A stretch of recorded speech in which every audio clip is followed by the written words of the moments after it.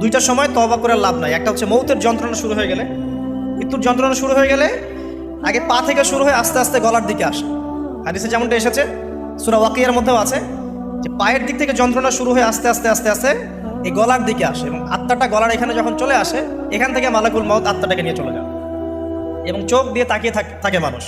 রুহটা চলে গেলে মানুষ চোখ দিয়ে তাকিয়ে থাকে, দেখবেন এই কারণে মৃত ব্যক্তি তাকিয়ে থাকে, চোখ খোলা থাকে। এবং তখন আসমান থেকে সিঁড়ি নামিয়ে দেওয়া হয়, ওই সিঁড়িতে করে আত্মা চলে যাচ্ছে, ও তাকিয়ে দেখে যে আত্মা চলে যাচ্ছে। এবং মানুষ মারা যাওয়ার পরে চোখ জীবিত থাকে অনেকক্ষণ।